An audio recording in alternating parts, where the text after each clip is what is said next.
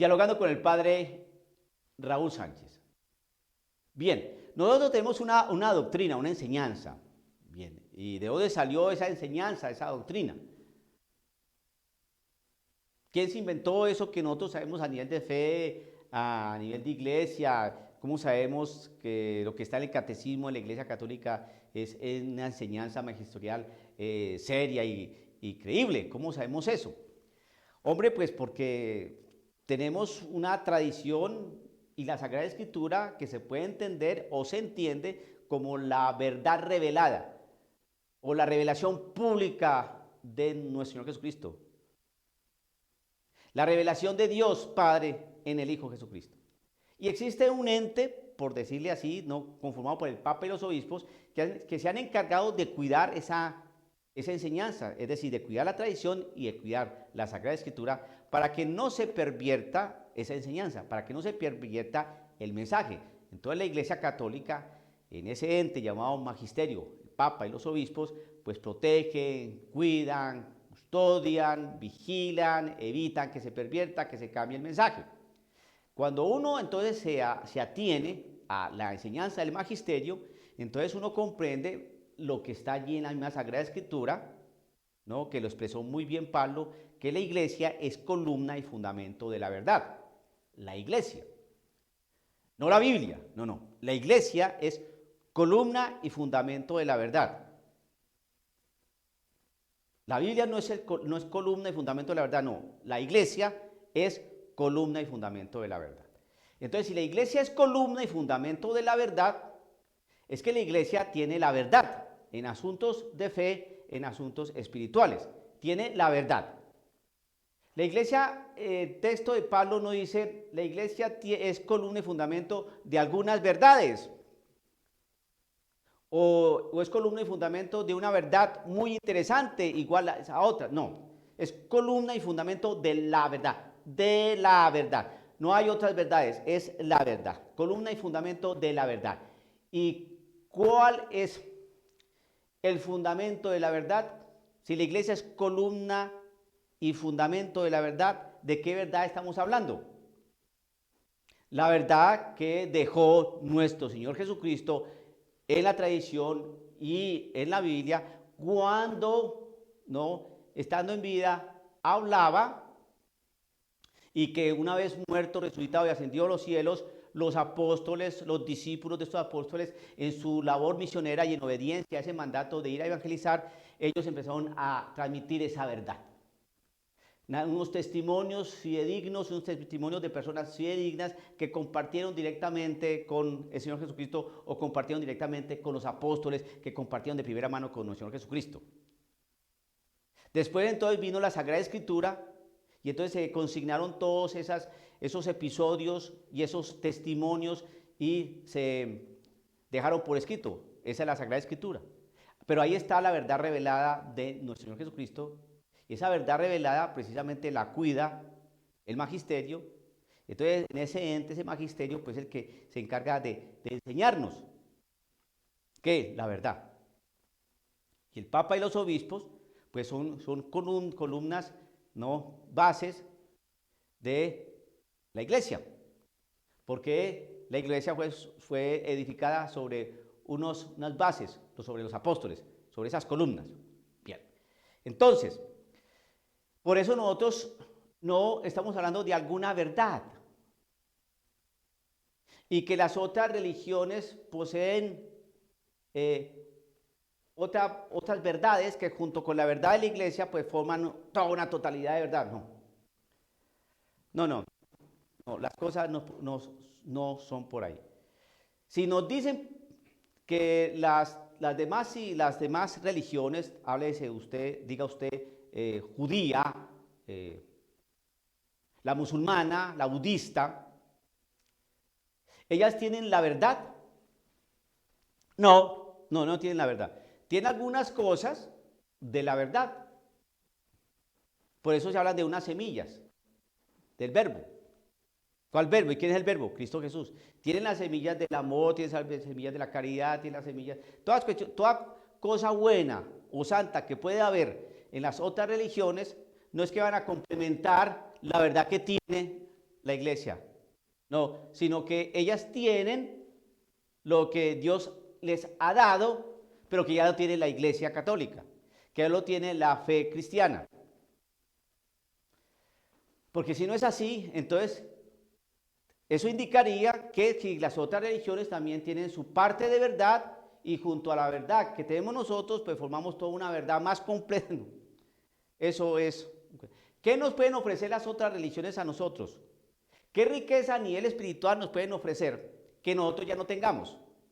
Yo quiero que me digan eso, que ellos nos pueden aportar más bondad. ¿Y por qué? ¿No hay bondad en la Iglesia Católica? ¿Nos pueden aportar más? ¿Es que allá no hay maldad? También. Entonces, ¿qué es lo que nos pueden aportar? Lo único que nos pueden aportar de bueno es lo que nosotros ya tenemos, que puede ser presentado con otro enfoque. Ellos nos pueden transmitir, por ejemplo, el origen de su religión, quién la fundó, tiene algún libro sagrado, cómo es su expresión cúltica, tienen algún líder, alguien que los gobierne, los conduzca. Podemos aprender de su liturgia, podemos aprender de sus cantos, de sus expresiones de fe, claro que sí. Pero a nivel de la verdad no, porque la iglesia es columna y fundamento de la verdad. Y la verdad es Cristo Jesús y nosotros tenemos esa verdad, que no la tienen las otras. Nosotros sí podemos mostrarles la plenitud de la verdad. Y entonces aquí es donde tomamos la Sagrada Escritura. Porque esto es doctrina. ¿Usted no ha escuchado por ahí lo siguiente, querido hermano? El Padre de todos. ¿Se ha escuchado esa frase por ahí? Dios. ¿Cuál Dios? El Padre de todos. El Padre de todos. Vamos entonces a mirar al Padre de todos. Yo quisiera conocer al Padre, que un musulmán me muestre al Padre. ¿Usted no sabe que el musulmán no mira a Dios como Padre? No tiene ese concepto. Me gustaría que un judío me demostrara a Dios como Padre. ¿Cómo me puede mostrar a un judío que Dios es Padre? Tenemos el Padre Abraham, el Padre de la fe. Pero que me muestre un judío que Dios es Padre. Por algunos textos nombran a Dios como Padre, pero que me lo muestre. ¿Cómo lo puede sostener? No puede. Que un budista me muestre a Dios como Padre. Pues si Dios es Padre, pues resulta que tampoco pueden, porque la religión atea, la religión budista, se puede decir que religión es un concepto, una realidad, que digamos, filosófica, ¿no? Atea. O sea, esa realidad de Padre no existe para ellos. Un hinduista, alguien que profese la religión hindú, existen cientos de dioses, cientos de enfoques y expresiones de fe en esta realidad de los indios, en la India. El único que nos puede mostrar a ese Dios, el Padre de todo, es Cristo Jesús. ¿Por qué? Porque la Sagrada Escritura nos enseña, es el único texto, es la única realidad, es la única enseñanza, comparada con las otras enseñanzas, que nos dice que Jesucristo es el único camino para llegar al Padre. Es el único camino. O sea que no podemos buscar vías alternas, caminos distintos que nos lleven a Dios. No, Cristo Jesús. Juan capítulo 5, verso 19. Jesús les dirigió la palabra. ¿A quiénes? A los judíos que lo perseguían, que le hacían preguntas capciosas. En verdad les digo, el Hijo no puede hacer nada por su cuenta. ¿Quién es el Hijo? Cristo Jesús.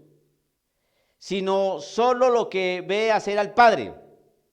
¿Quién es el Padre? El Padre de todos, es decir, Dios.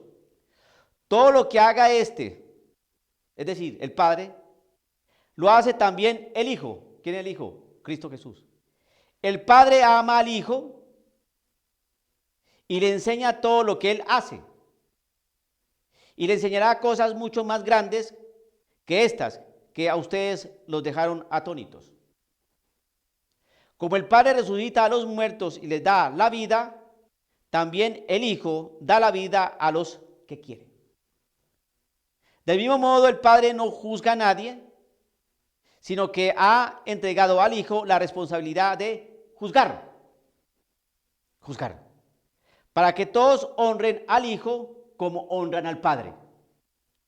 El que honra al Hijo, el que no honra al Hijo, el que no honra al Hijo, tampoco honra al Padre que lo ha enviado. Entonces tenemos un Padre de todos, y ese Padre de todos solamente puede ser conocido, hacerse cercano es a través del Hijo.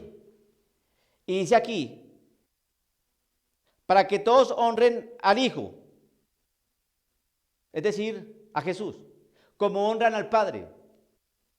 Los musulmanes honran al Padre, los judíos honran al Padre. Va a tocar solamente las dos religiones, porque la una es atea y la otra tiene yo no sé cuántos dioses por allí. Los judíos y los musulmanes. Los judíos honran al Padre, digamos que sí. Los musulmanes honran al Padre, digamos que sí. Sabemos que no, pero digamos que sí. Entonces van a honrar al Hijo. No lo van a honrar. Porque los judíos mataron a Cristo Jesús precisamente porque nunca lo consideraron hijo de Dios, sino más bien un bandido, un mentiroso y un hombre venido del demonio. Y los musulmanes no van a aceptar nunca a Cristo Jesús como hijo de Dios, porque es un profeta, uno más. El profeta es Mohammed. Entonces usted se da cuenta que si queremos aprender algo sobre la realidad del Padre de todos, ese Padre de todos no puede ser explicado de una manera etérea. Dios, el Padre de todos. Dios, el Padre de todos. A ver, muéstrame a ver ese Dios Padre de todos. Quiero que me presente a ese Dios Padre de todos. ¿Cómo sabemos que ese Dios es el Padre de todos? Solamente podemos entender el concepto de Padre de todos es a través de Cristo Jesús. No existe otra manera. La otra es una manera reduccionista del lenguaje de decir que todos somos hermanos de una perspectiva de orden carnal, de sangre, terrena e inmanente. No trascendente, no espiritual, no de fe. Entonces las concepciones de que tenemos un papá, no nos pueden mostrar al papá porque no nos hablan del Hijo. Y es cuando se entiende una fraternidad, porque todos somos hermanos, porque todos tenemos un mismo Padre, el Padre de todos, y es cuando nos dice, muéstrame al papá. No lo pueden hacer porque tienen necesariamente que mostrar al Hijo. Y si nos muestran al Hijo, los musulmanes no van a aceptar al Hijo, ni los judíos van a aceptar al Hijo, por lo tanto ese Padre no es el Padre de todos. Pero a nivel inmanente, a nivel terrestre, a nivel carnal, es un Padre, ¿no?, que no nos puede mostrar, y por eso se habla de una fraternidad, un grupo de hermanos sin paternidad divina. Sí, un Padre, pero a nivel terrenal. Tiene un Padre, pero muéstrame al Padre. Es un Padre que no es divino, sin paternidad divina. Un Padre etéreo como un Dios etéreo. Y aquí está el texto. Como el Padre resucita a los muertos y les da la vida, también el Hijo da la vida a los que quiere. Del mismo modo, el Padre no juzga a nadie, sino que ha entregado al Hijo la responsabilidad de juzgar, para que todos honren al Hijo como honran al Padre. El que no honra al Hijo, ni musulmanes ni judíos honran al Hijo, tampoco honran al Padre que lo ha enviado. Si no honran a Cristo Jesús, ni los judíos ni los musulmanes no van a honrar a Dios. ¿A cuál Dios? El Padre de todos. Por lo tanto, tenemos una fraternidad sin paternidad divina. ¿Qué nos están enseñando hoy? Pues mire, entonces vienen los defensores de lo indefendible a venir con sus concepciones torcidas, filosóficas, falaces y mentirosas, a enredarnos la doctrina. Está bien claro. El que no honra al Hijo, tampoco honra al Padre. ¿Cuál Padre? El Padre de todos. Si no honran al Hijo, ese Padre no es el Padre de todos. Evangelio según San Juan, capítulo 5, verso 19 en adelante. Dialogando con el Padre Raúl Sánchez.